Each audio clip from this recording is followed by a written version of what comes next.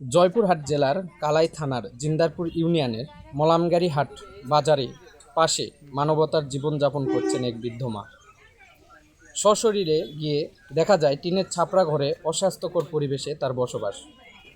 ঘরে নেই শোবার ঠিকমতো জায়গা, নেই পর্যাপ্ত খাবার, নিরাপত্তা ব্যবস্থা। এটা হচ্ছে বুড়িমার বর্তমান পরিস্থিতি, মানে থাকার জায়গা কোনোটা করে দিছেন আপনি? দেখো করে দিছে, মানে থাকার মতো একটা ব্যবস্থা করে দিছে।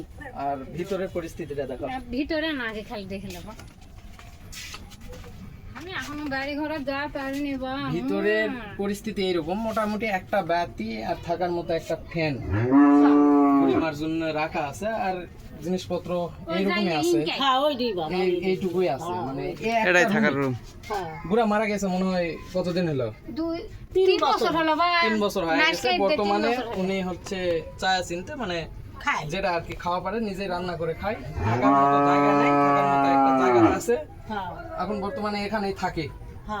আর অসুখ বিসুখ অনেক, মানে অনেক বাবা অনেক বয়স হলে শুনে নেন যে অসুখ বিসুখ আসলে আমার অসুখ 5টা বেদি বাবা কইছি তো বাবা। ওই কাটি খাওয়া হার্টের অসুখ, ডায়াবেটিস, তার মধ্যে এই পাও ধরা পাও করে সাইড পর্যন্ত এই বেদনা উঠাবে না, দেখে বলে না ভাত আনতে খায় কাত হতে তো আপনি নিজে নিজেই রান্না করে খায়।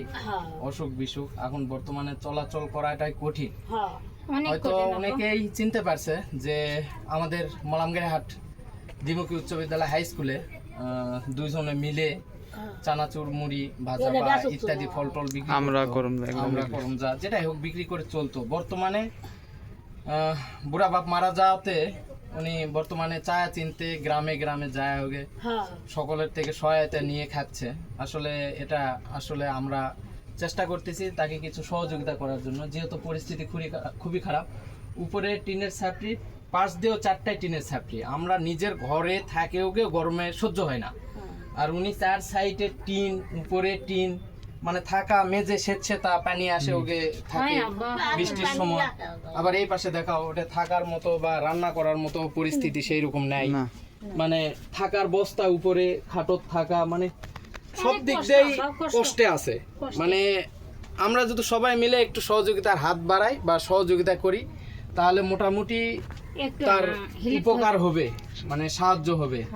এই জন্যই আমি আসছি আর ভিডিওটা করা।